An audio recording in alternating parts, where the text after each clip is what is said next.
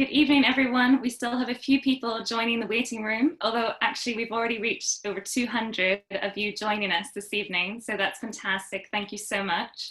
We've had quite a busy evening already here at the FPS. We had a wonderful roundtable discussion hosted by Masterpiece Fair Online, which was led by Martin Levy and featured some amazing ceramics dealers, Adrian Sassoon, John Whitehead, Michelle Beanie and Errol Manners, and it was a fantastic discussion. So thank you so much for all of those of you that joined us for that, and to Masterpiece Fair and Martin for just sharing such a lovely, fun, informative discussion.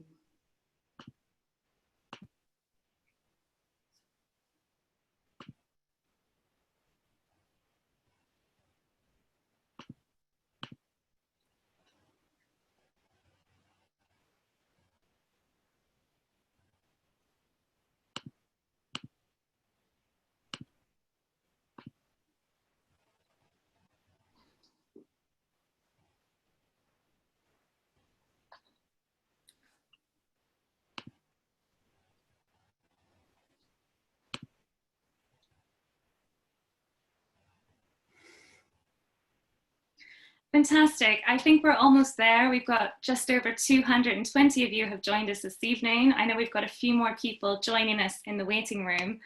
So thank you so much and welcome to our 9th Ceramics Living Room Lecture hosted by the French Porcelain Society. My name is Caroline McCaffrey-Howarth and I'm delighted to be welcoming you all from across the globe this evening or this afternoon or this morning, wherever you may be, and welcome you to our Sir Geoffrey de Bellaigue Memorial Lecture.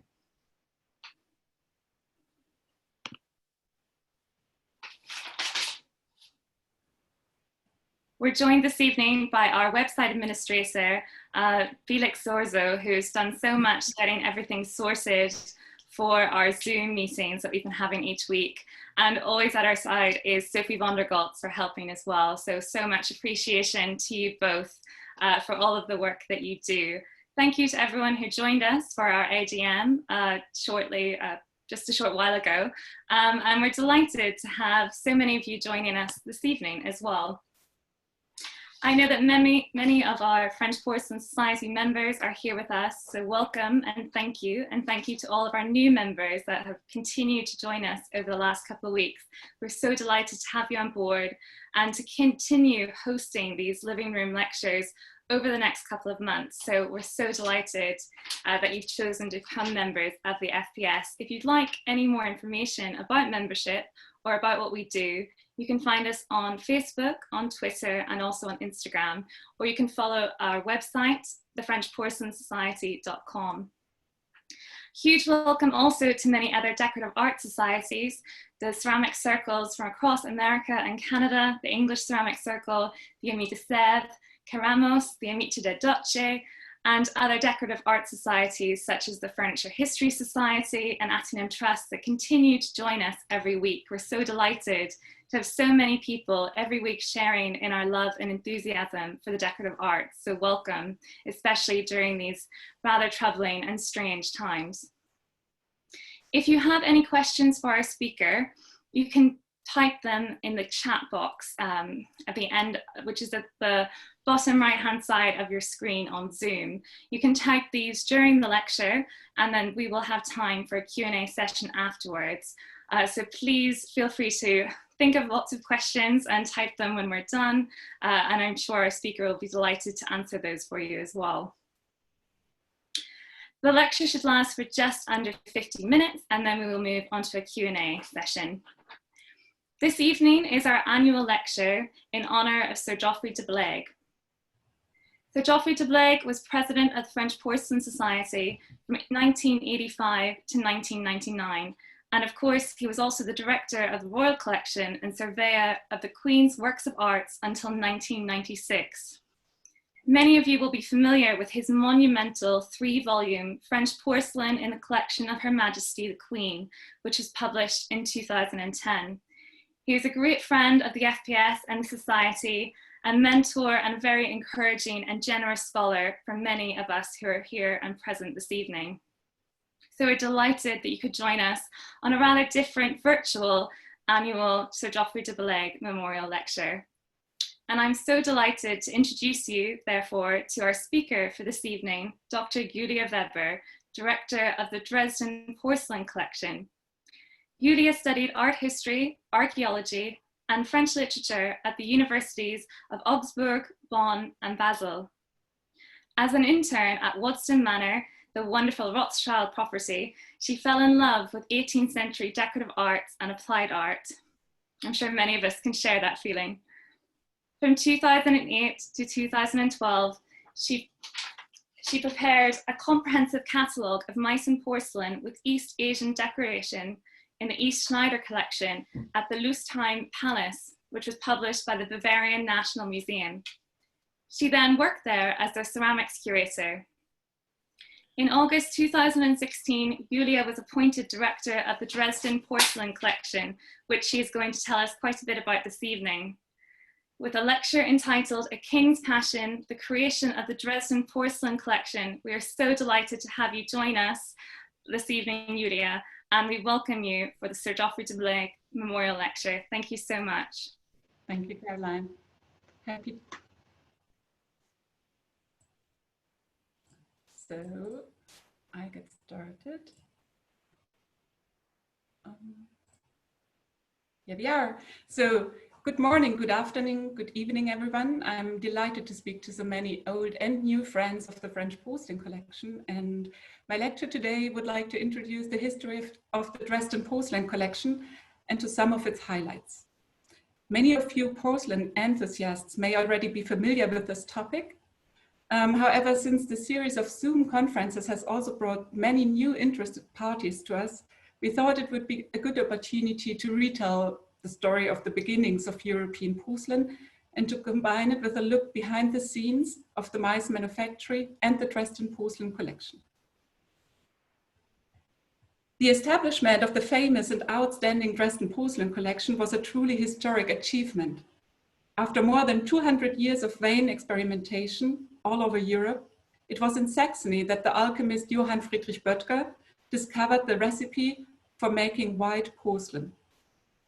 Europeans were fascinated by the mysterious processes that turned simple clay into gleaming white translucent wares adorned with enduring and brilliant colors.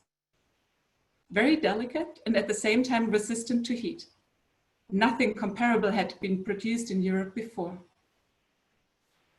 When therefore in 1710, Augustus the Strong proudly announced the establishment of Europe's first porcelain manufactory, it was a major triumph for the Elector of Saxony and King in Poland.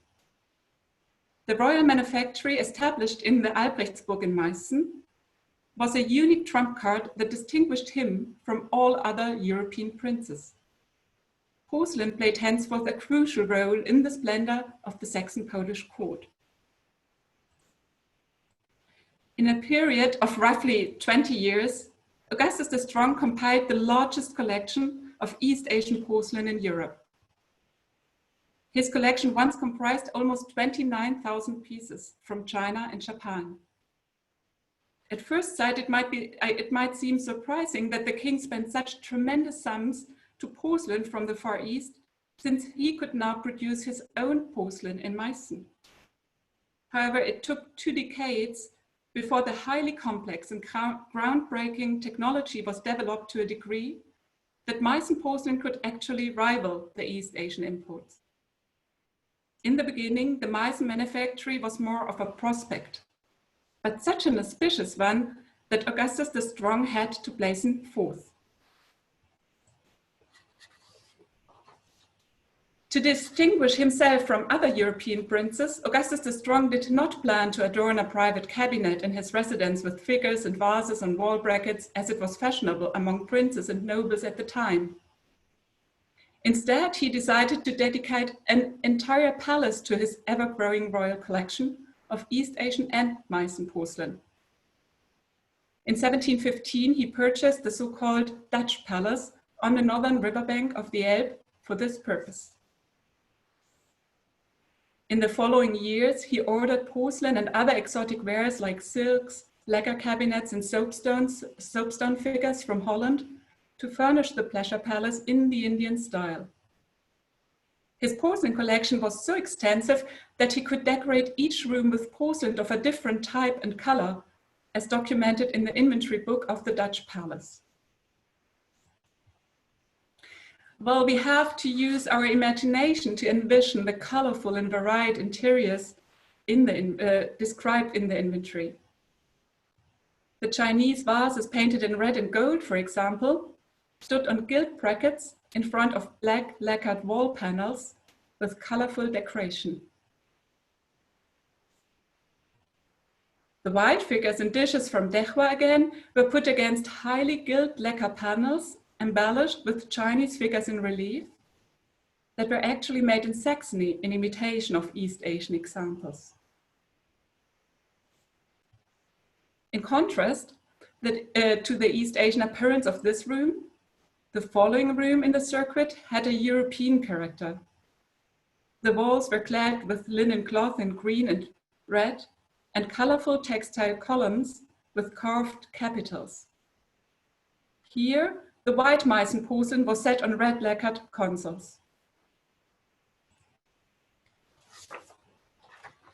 The only preserved visual evidence of the earliest interiors of the Dutch palace document the feast held there on occasion of the princely wedding in 1719, 300 years ago. When Crown Prince Frederick Augustus married Maria Josepha, daughter of the Holy Roman Emperor, the Dresden court catered the undoubtedly most splendid festivities of the Baroque era, which lasted for 3 weeks. The newspapers reported the amazement of the guests when all 3 courses were served on porcelain dishes. Even the handles of the cutlery were made of porcelain. To set the festive table with porcelain was an absolute and somehow shocking novelty.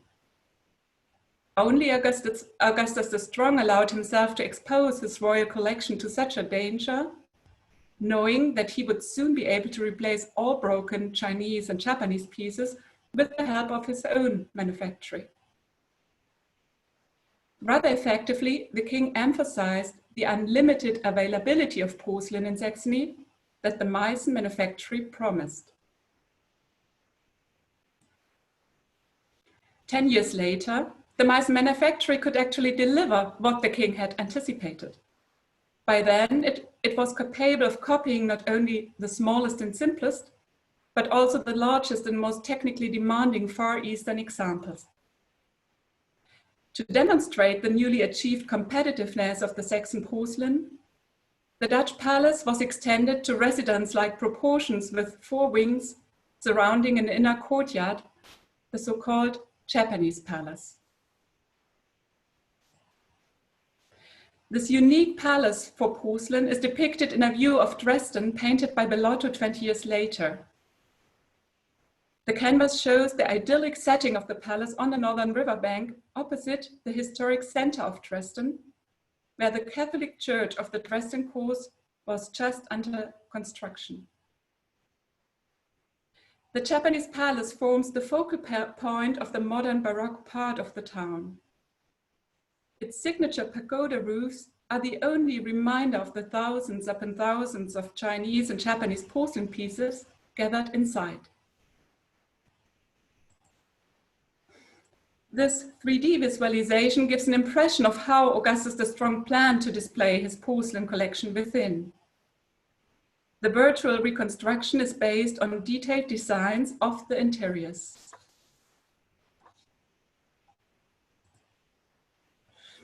The king actually died before the building works were completed. The planned interiors were never executed. What remains is the facade made to the designs of Jean de Bott of 1730, which suggested the intended message of the Japanese palace to the visitors even before they entered the building. At the center of the relief in the tympanum, Saxonia sits enthroned in the shade of palm trees, already promising her victory. She looks downwards towards the Asians on her right, who humbly present her with porcelain that they have brought with them from afar. On the other side, the Saxons approach with their vases and vessels. In complete contrast to the kneeling Asian woman, the personification of Dresden confidently places a foot on the first step leading to the throne. The facade thus anticipates the outcome of the competition that was supposedly carried out inside. The figures on the acroteria just above the recumbent personifications of the rivers in the angles of the tympanum represent Asia and Europe. Consequently, the encounter in the tympanum develops into a competition between those two continents, which at the time were believed to be the most highly developed, with Saxony defending Europe's preeminence.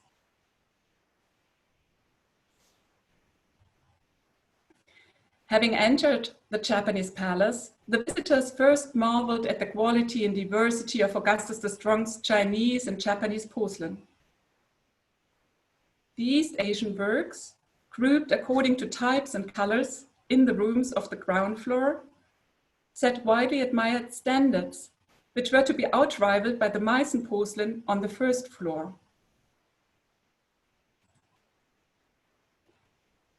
Stepping out of the stairwell into the gallery above the entrance, the guest would have first been confronted with something entirely new and without precedent even in China.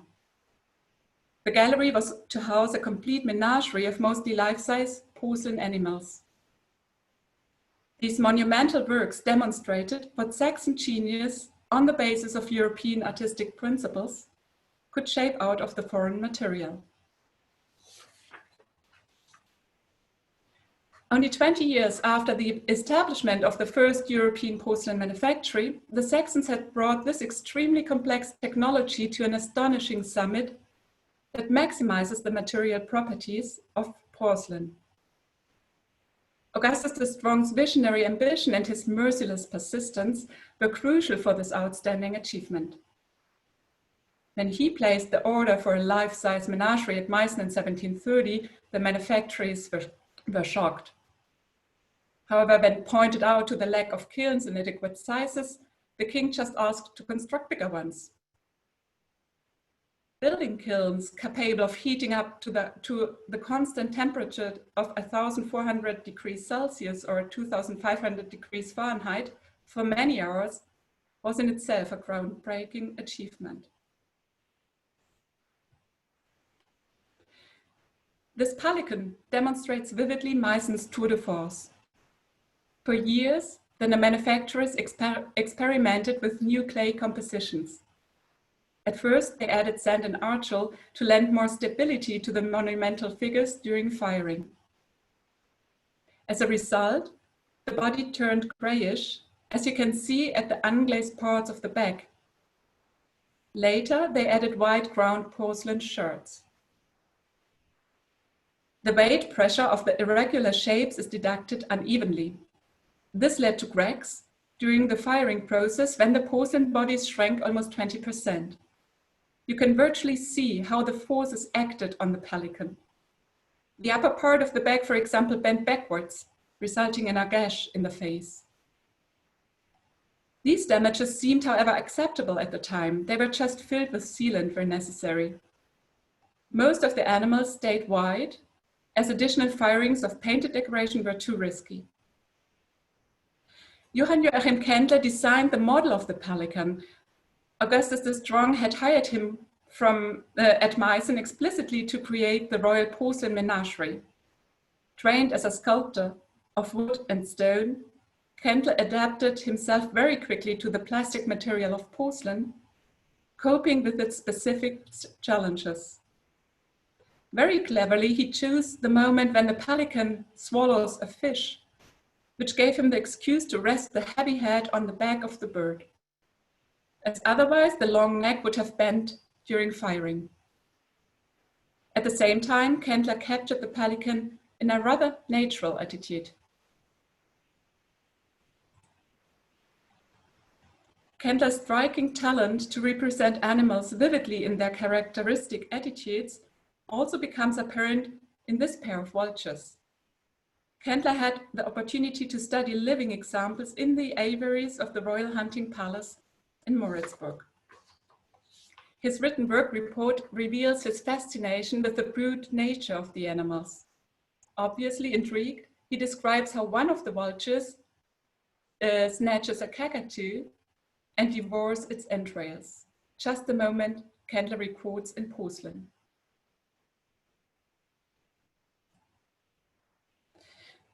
Meissen's monumental animal figures are still outstanding highlights of the Dresden Porcelain Collection, and they are absolute favorites of our visitors. They found a new home in its Zwinger, another famous building of the time of Augustus the Strong, depicted by Bellaigue in 1751. This unusual architecture originally functioned as a backdrop for the ceremonial festivities staged on the central ground. In the late 1720s, while the Japanese palace was under construction, the Zwinger was remodeled as a science palace, housing the natural history and zoological collections, as well as the scientific instruments. Since 1962 only, the light-flooded galleries of the Zwinger provide a wonderful setting for the porcelain from China, Japan, and Meissen of the Baroque era. In 2010, the New York-based architect Peter Marino redesigned the central hall dedicated to the Meissen animal figures. Lacking any visual evidence of how the animals were supposed to be displayed in the 18th century, Peter Marino took the liberty to create a modern interpretation of Baroque opulence and exoticism. His bold gesture has provoked very different kinds of reactions, from sheer delight to absolute shock. Personally, I must confess, I find the baldachines go somewhat too far. I feel that the magnificent white animal figures get lost among the gold and the artificial rocks and the colorful trappings of the baldachines. In contrast, I find the presentation of the bird figures most successful. They are shown against leather wall covering, stamped with a pattern that evokes a forest, with the birds sitting among the branches. Leather wallpapers were popular luxury features in Baroque palaces and are still largely extant at Moritzburg's castle, for example, but in the 18th century, they were never combined with porcelain, of course. The choice of this material might be due to Peter Marino's personal predilection for leather. As a modern liaison, the handcrafted leather wall coverings still underline the value of the porcelain figures from Meissen.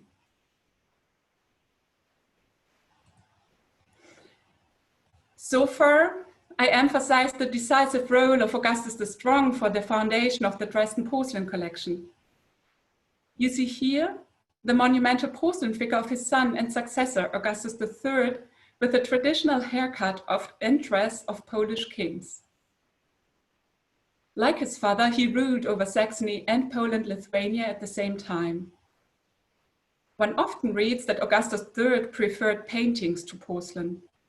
His important patronage in this field becomes evident in the world-famous Dresden Old Master Picture Gallery, which reopened this year in February after a long renovation and reopened in May. However, Augustus III was no less proud of the yet unrivaled Meissen Manufactory. Porcelain continued to play an outstanding role in the orchestra of the arts, flourishing at the Dresden court. Augustus III just made a different use of this exceptional Saxon material, taking into consideration its changed perception. By the 1730s, Meissen porcelain had become an established and highly valued luxury good on the European art market.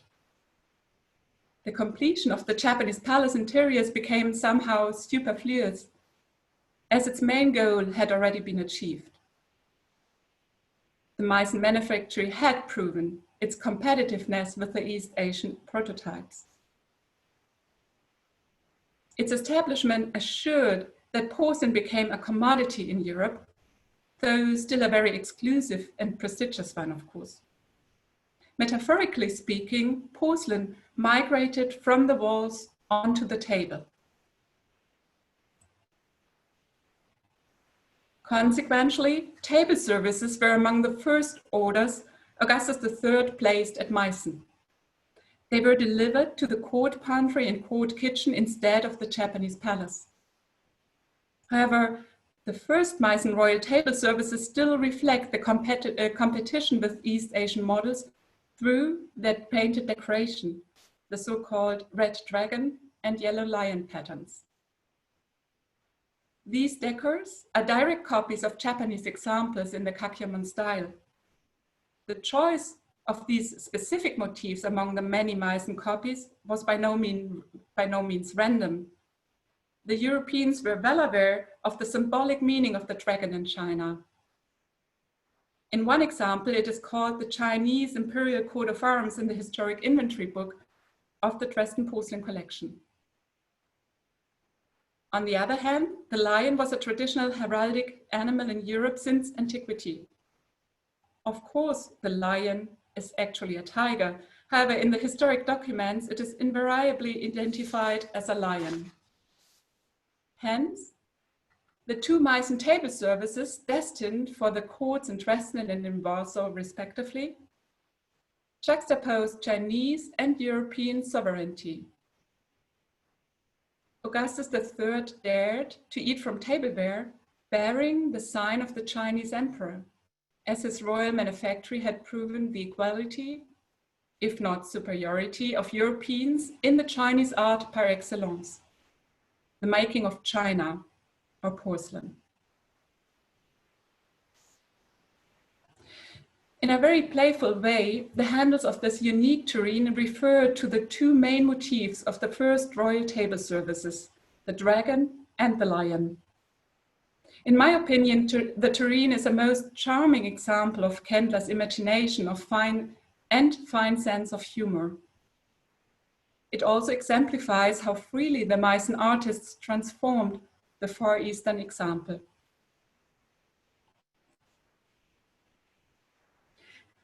The main benefit of a European porcelain manufactory was, however, that Europeans were now able to shape this exotic material according to their needs and aesthetic principles.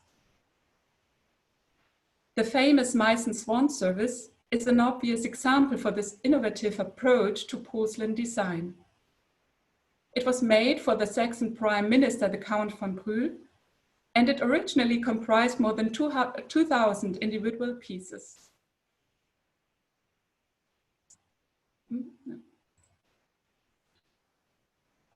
In 1736, Kendler produced various sample plates proposing different design options.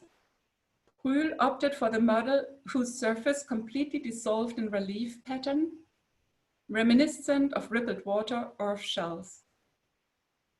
A couple of swimming swans, a flying heron, and another heron standing in midst of reed adorn the center of the plate.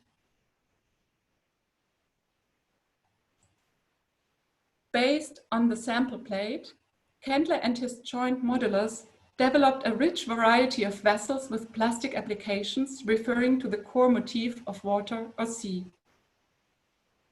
Nymphs riding on dolphins, for example, sit on the lid of this tureen. Mermaids form the handles, and intertwined dolphins form the feet. Two swans flank the cartouche bearing Brühl's coat of arms, while the rippled surface of the tureen is encrusted with little snails and shells. Kendler conceives the vessels of the swan service as sculptures to be seen from all angles, and again, he maxes out the plastic qualities of porcelain.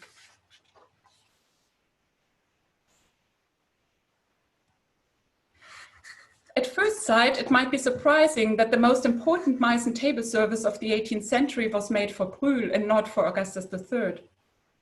However, on highly ceremonial occasions, the king still dined from gilt silver. In the ranking of the materials, gold and silver with their high intrinsic material value remained the truly royal attribute. However, porcelain was more fashionable and a much envied unique feature of the Saxon-Polish court. It was therefore the perfect choice for the table of Count von Brühl. When he received foreign envoys and guests on behalf of the king, he could dish up magnificently without outplaying his master and, at the same time, effectively highlight Meissen's trend-setting innovation in the courtly dining culture. The fact that Brühl received this table service at no charge from Meissen shows that Augustus III approved of Brühl's use of the table service, which promoted the success of his royal manufactory and increased demand for its products at once.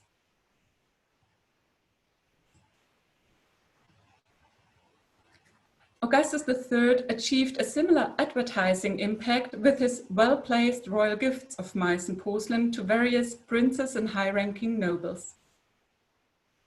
A beautiful example for this diplomatic practice is the part tea, coffee and chocolate service with the arms of Elizabeth Farnese, Queen of Spain, which the Dresden Porcelain Collection acquired in the early 20th century. In this case, the excellent painting stands out. In the perception of 18th century Europeans, porcelain was still closely associated with the legendary country of the material's origin. Fed by travel reports and a fascination with the exquisite import wares from the Far East, the image arose of a land of abundance where people lived in harmony, wealth, and leisure. The typical Meissen chinoiserie decor of Elizabeth Farnese's service illustrates this idealization. With its rich gilding and personalized decor in the form of the recipient's coats of arms, the service for Elizabeth Farnese was a gift truly worthy of a queen. Augustus III sent her the service in a specially made leather case, together with 13 further sets and a garniture of vases after the highly prestigious marriage of his daughter Maria Amalia to the heir of the Spanish throne in 1738. In the cover letter, he proudly describes his gift as samples of porcelain manufactured in his patrimonial land.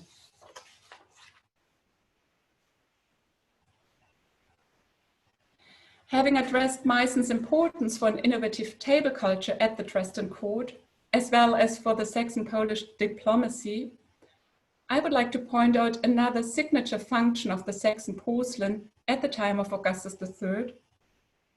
Just like his father, Augustus III had converted from Protestantism to Catholicism in order to obtain the Polish royal crown. Unlike Augustus the Strong, however, he actually became a pious Catholic, just like his wife, the Habsburg Princess Maria Josepha. Both advanced the spread of Catholicism in the country of Reformation.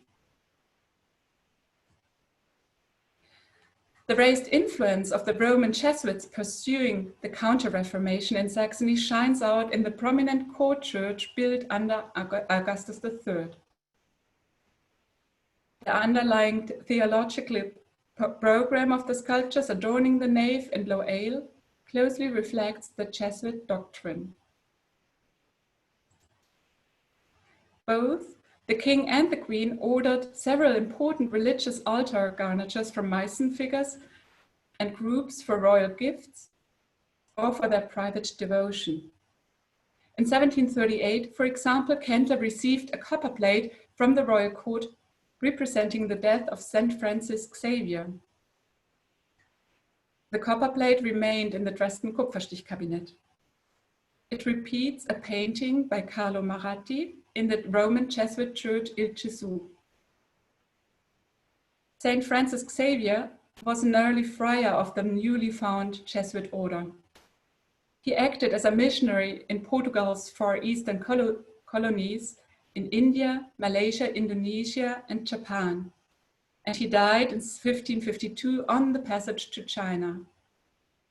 Augustus III and Maria Josepha choose this Jesuit missionary as a patron saint of all of their 14 children. The transformation of the copper plate into a monumental three-dimensional porcelain sculpture confronted Kendler with a considerable challenge. A A group of airborne angels on clouds forms the center of the composition. Kendler places the group on the edge of a hut, represented with dramatically receding perspectives. The angels drop flowers on the recumbent body of the saint, who is surrounded by votaries. A commandant points the saint out to an evangelized native Indian. The death of Saint Francis Xavier counts among the most complex groups executed in porcelain. The next issue of the FPS journal will include an article by Sabrina Lebs on this extraordinary Meissen piece.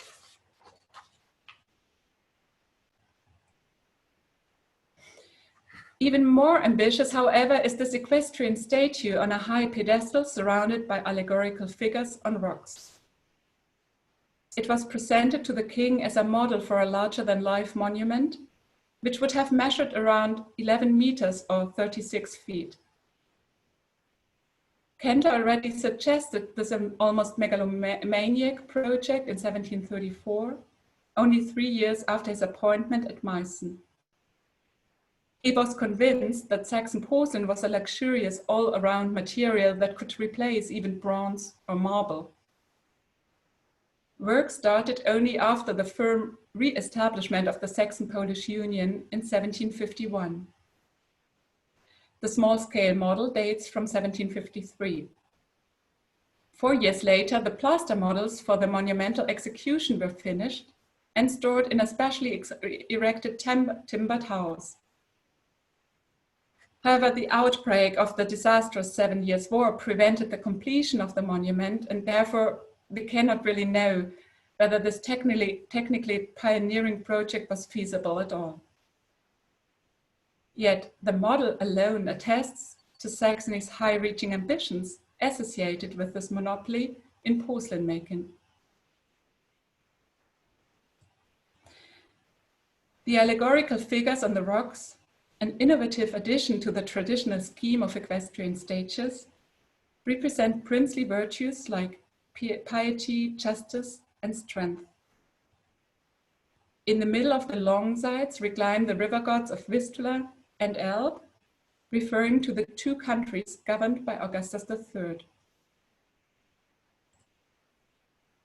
The riches of Saxon territory are represented by cornucopias bristoled with grapes, flowers, gemstones, silver jewelry, and porcelain vessels. The relief on the pedestal above depicts Minerva, the goddess of wisdom and patron of the arts and sciences. You surely recognize the Catholic court church in the background. And above all towers Augustus III in Roman armor on a curveting horse, riding over the figure of Envy. The monument is a multi-layered panegyrical praise of Augustus III's reign. It also implicates a reference to the significant contribution of Meissen porcelain to his glory. The vessels oozing out of the cornucopia characterize porcelain as a product made of specific Saxon minerals, local resources that were previously unexploited. Saxon genius alone had succeeded in transforming these simple raw materials in a complex and secret process into fine white and brilliant luxuriant material, much in white, in all of Europe. Augustus III's wise patronage of the sciences and arts led to such an outstanding mastery in the production of porcelain that even an unprecedented monumental equestrian statue could be made of this fragile material.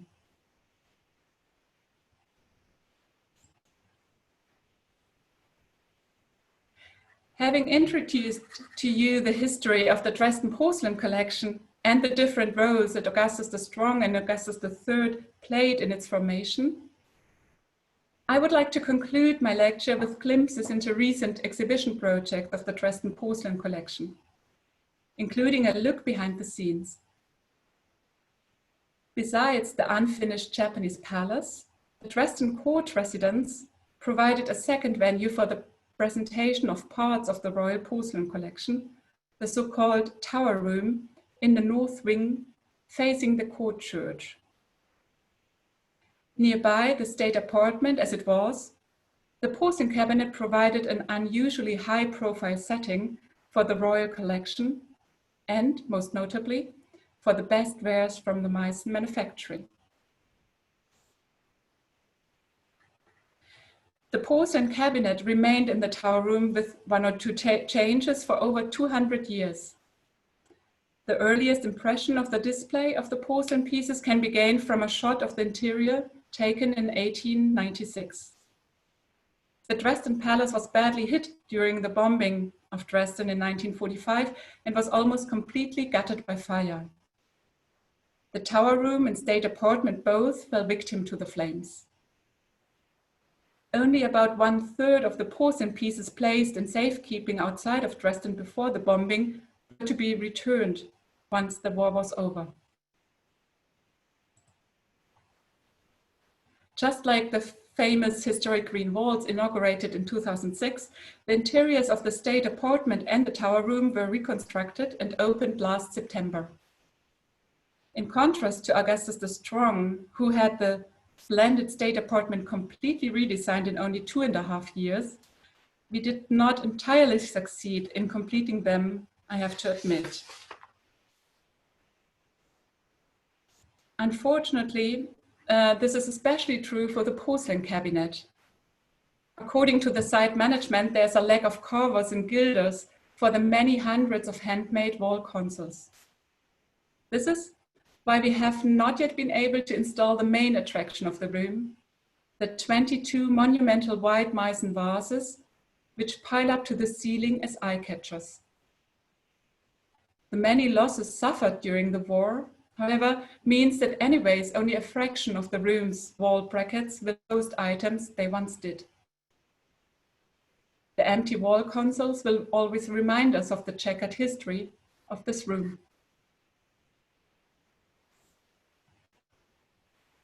Merely on account of their size and the shining white of their undecorated surfaces, which contrasted so effectively with the vermilion paneling and gilded consoles, the so-called elements vases stood out amongst all the pieces from the royal collection exhibited in the porcelain cabinet.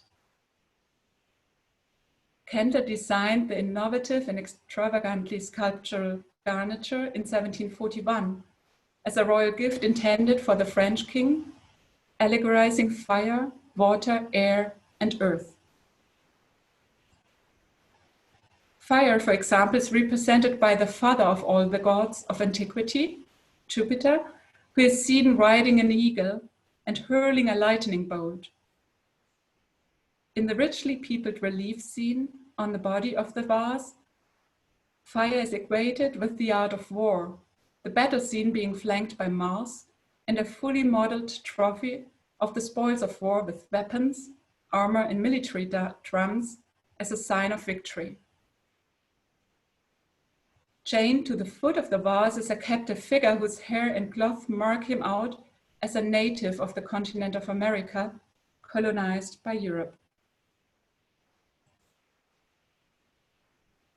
The central vase again represents France, flourishing under the wise governance of Louis XV, who is seen in profile, framed with a laurel wreath, adorning the body of the vase. On the left shoulder of the vase sits Flora, goddess of spring, who scatters flowers from a basket in allusion of the prosperity of the land of France. Hovering over the right shoulder of the vase is Fama, proclaiming King Louis XV's undying glory with an instrument recorded as a trombone, which is lost today.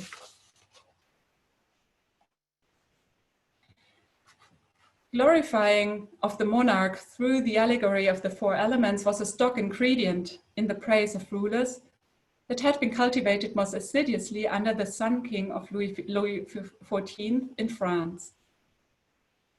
Just as the sun was the center of and organizing principle of the cosmos, so the monarch brought order into the chaotic world and pacified the terrestrial elements.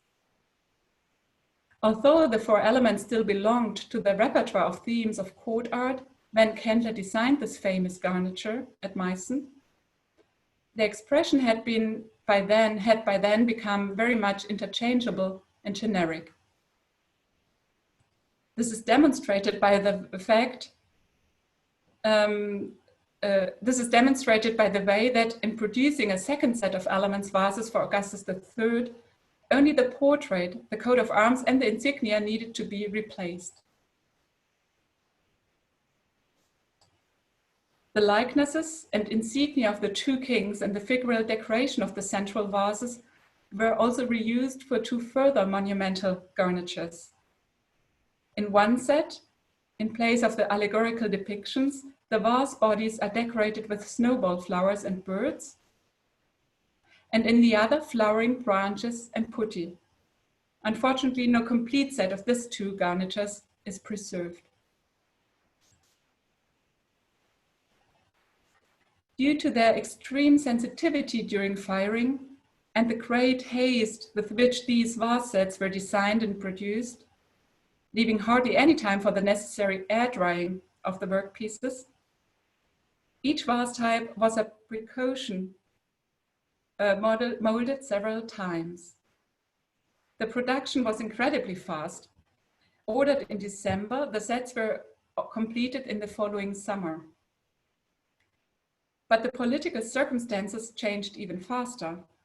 Augustus III had hoped to be able to assert his interests in the War of Austrian Succession with the support of Louis XV, but the Prussian King Frederick the Great decided in his favor in June 1742 in a peace treaty with the Austrian Empress Maria Theresa. The splendid gift for Louis XV would not have been able to change this. Accordingly, the magnificent vases remained in Saxony and eventually ended up in the holdings of the Royal Porcelain Collection, from which a good number were selected to be displayed prominently in the tower room of the residence. Since World War II, these truly great masterpieces from the Meissen Porcelain Manufactory were kept in storage out of public sight due to their poor condition. In view of the reinstallation in the tower room, the porcelain collection restored 20 examples of the vases featuring the 4 elements. Even minor blemishes of the exuberant figural modeling mar the overall effect, engendered by the wealth of the silhouetted detail. Therefore, not only extant fragments were reattached, but also all missing details were replaced. The fact that several examples of each vase type have been preserved facilitated their authentic reconstruction. The same applies for completely missing feet and lids that the Meissen Manufactory recreated after historic models. First, the clay models were made partly using preserved old forms, taking into consideration the shrinkage of the porcelain during firing. Therefore, the clay models are almost 20% larger than the original porcelain example. After cutting the clay model into pieces from which were created plaster molds,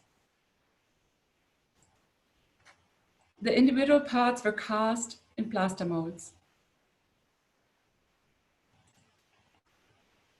The modeler carved out the details and put together the 31 separate pieces of the lid of the vase, personifying fire, with Jupiter riding on an eagle and hurling a lightning bolt. The lid was then fired at a lower temperature.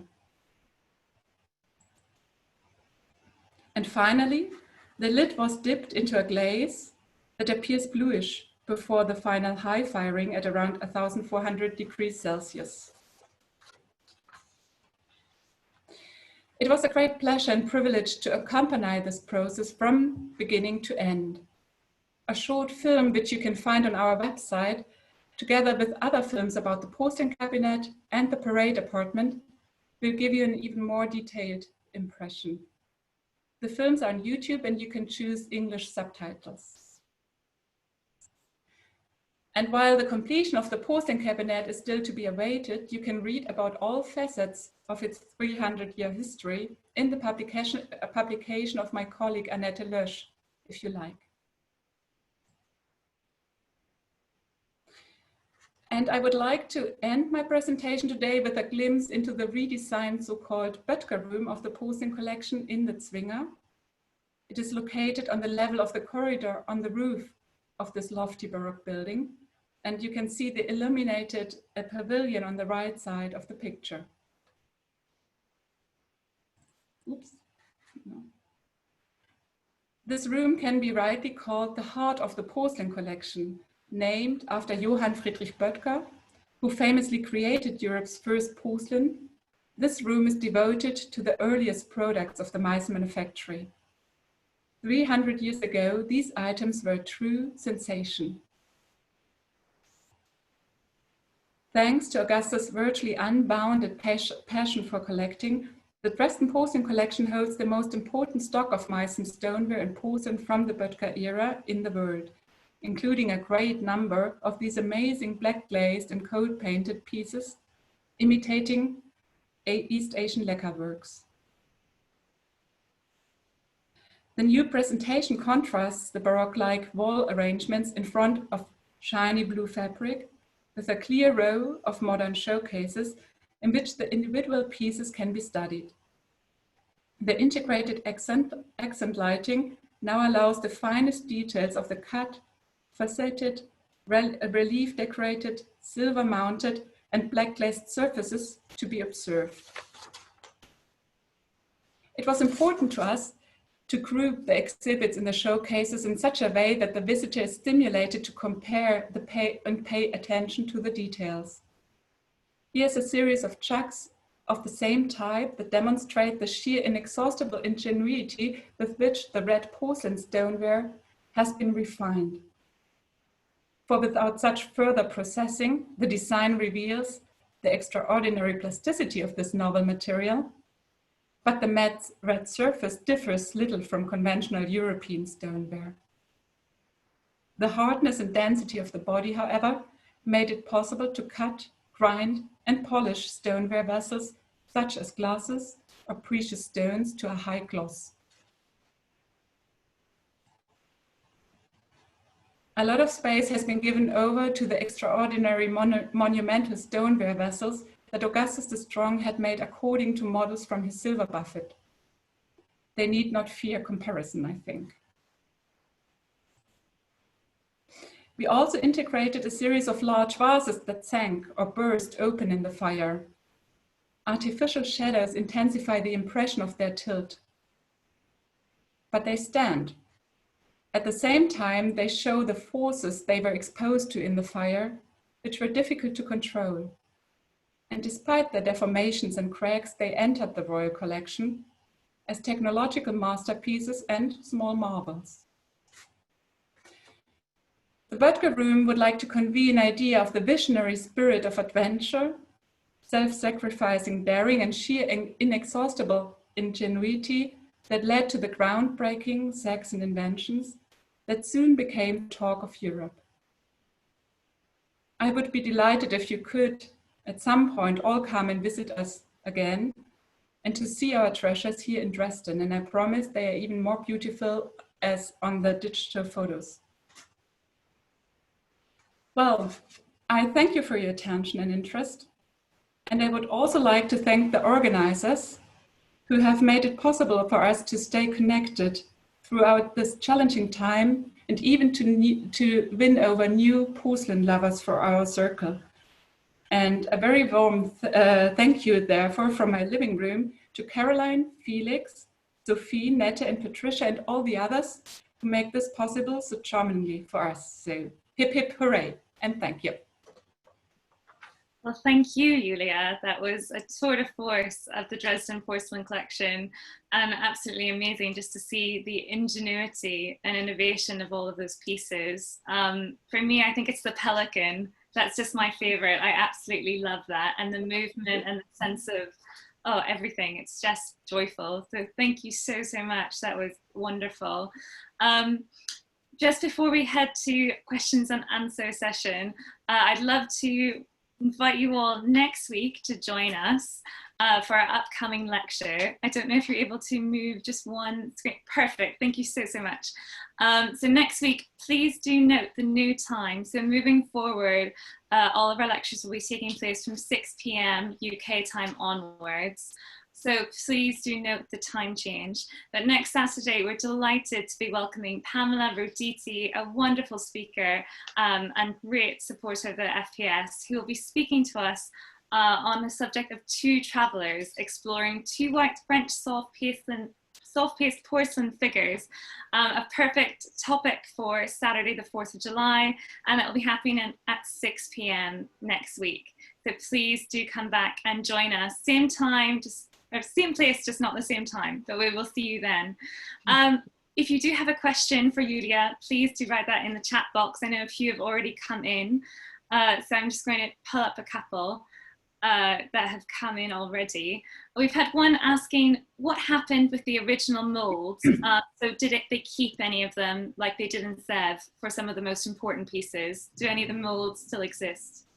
The Meissen Manufactory holds, I think, 8 square kilometers of historic molds of all times, of 300 years. And if we go back to an historic model of any kind, they scrutinize their holdings and mostly find some, but not all of them. And then it's very helpful, and they come and see in our collection or in other collections in Munich or Amsterdam the still existing original pieces to do the additional molds they had to take.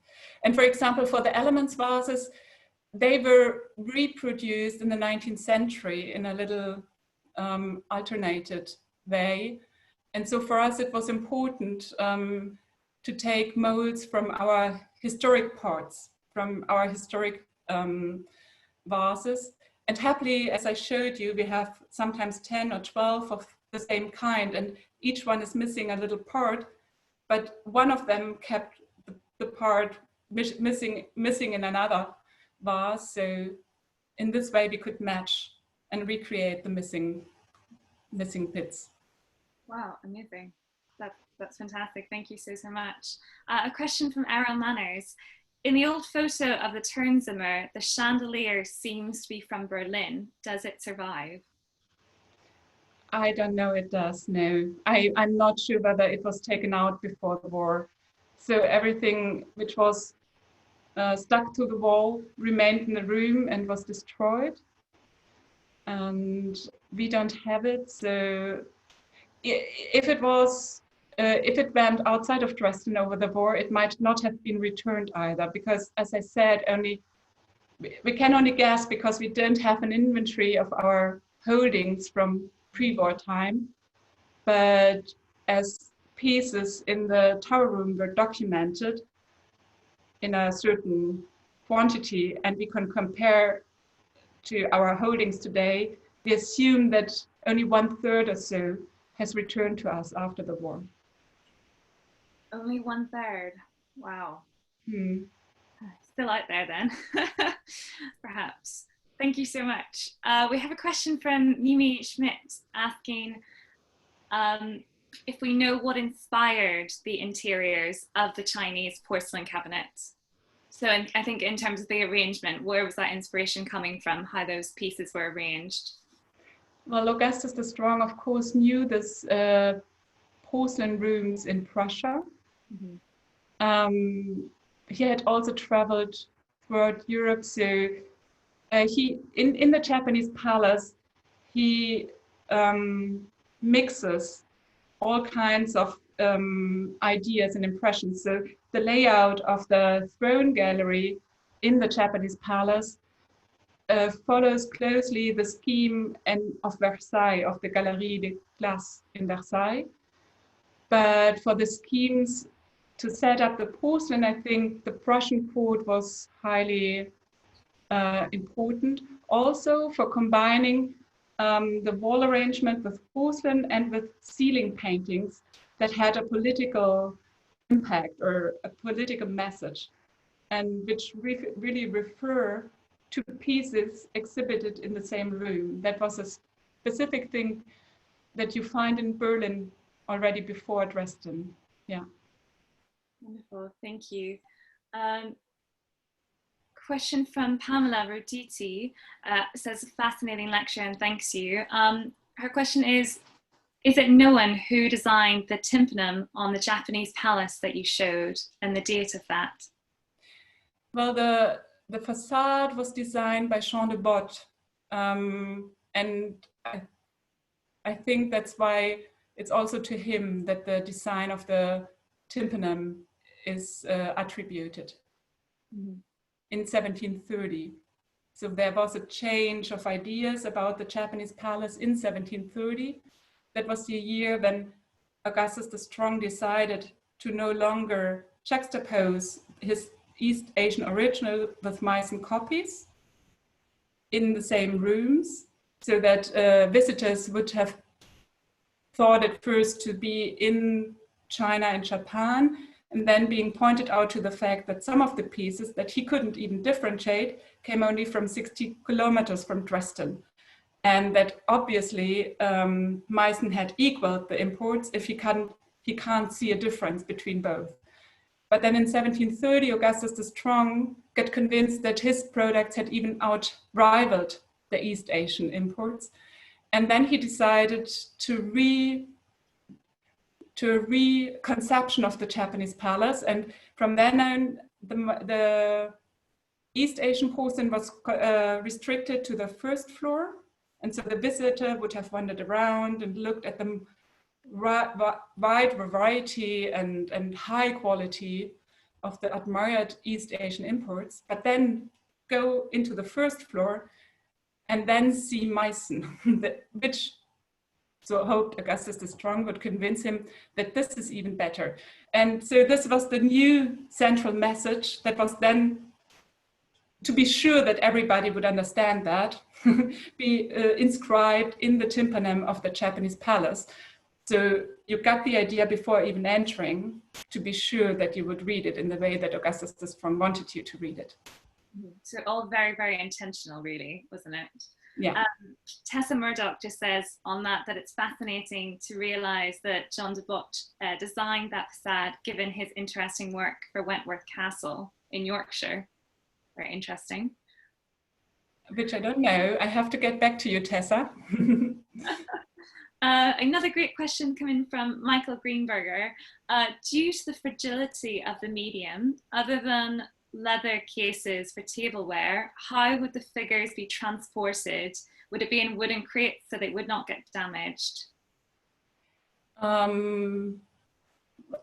It's often noted for diplomatic gifts that they had especially leather case made for that, with velvet interiors, and with which could hold the individual pieces according to their sizes.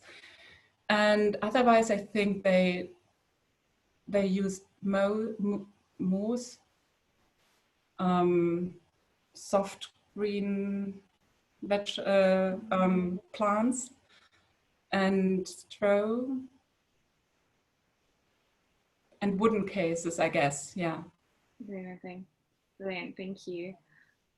Just seeing other questions we got through.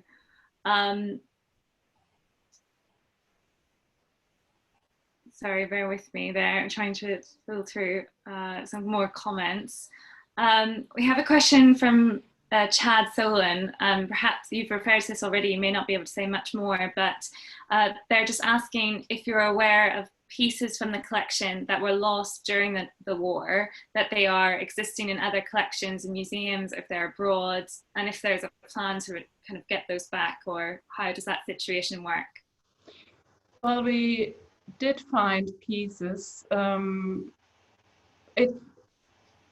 We can only prove that a specific piece was once in our collection if it's described precisely enough in some early inventories, or if it has our historic inventory numbers written on.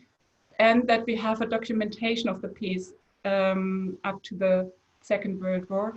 And not all of them have been photographed before, but that was one of the aims for our recent publication on the Tower Room. It has also a catalog with giving in great detail, very, very high quality photographs of a lot of pieces of the most representative pieces in the Tower Room. And of course, we hope, with the help of this book, to get hold of more of these pieces. And some of them have previously already returned to us. So yeah, that's a hope. So it's also for other collections, there's a constantly constantly pieces are rediscovered and brought back to Dresden as well. Mm-hmm. Netta has also just put on the chat that there were also sales from the Dresden collection pre-war. Yes. So this is also a way to yeah, because in 1918, when Saxony became a democracy, the formerly royal collections were split among public holdings and private holdings. And also for taking over many of the buildings, the state had to pay back to the royal family. And for this purpose, a selection of artworks from all collection was sold in the early 1920s. That's true. Yeah. Yeah. Thank you. A couple of questions about the silver service. So one from Alistair Anderson, which asks that you mention his silver tableware. Has any of this survived? He had famously made a double gilt silver Augsburg table service for the wedding in 1719.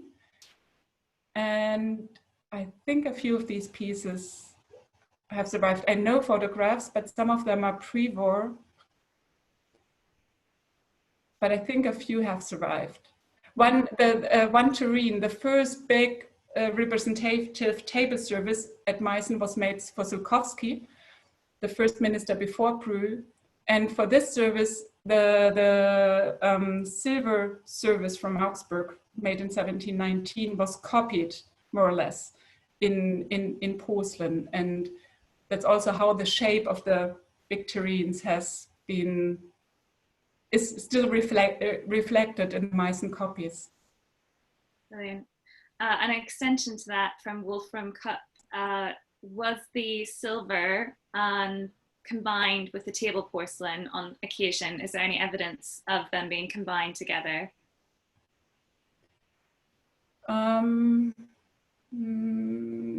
Not that I know of, no. I think at the royal court, the Meissen table services that I showed first with the red dragon and the yellow lion, they were used at court, but on very colloquial occasions, because in the high ceremonial occasions, the king would still have dined from silver. And for the great representative services, like especially the swan service, which comprised more than 2,000 individual pieces, these services had all different shapes you would need for a complete setting of 3 courses. So I don't think that it has been combined. Fantastic, thank you. I feel like we could be here all night. We've got some fantastic questions coming through. One final one perhaps from Geoffrey Ruda. Geoffrey mentions that the Dresden collection made exchanges with Sèvres in the 19th century. Are there other non-local items in the collection, and are any of them shown? Yes, we do have holdings of all different European manufactories. In the 19th century, the directors of the collection had a different idea. So there was not a great appreciation of the royal of the royal history of the collection. And of course, Augustus the Strong, wanting to cover walls with geometrical settings or displays of porcelain, he had to buy thirds, doubles, multiples of similar pieces. And that's a specific characteristic of our collections. That's why we can do such wall displays till today.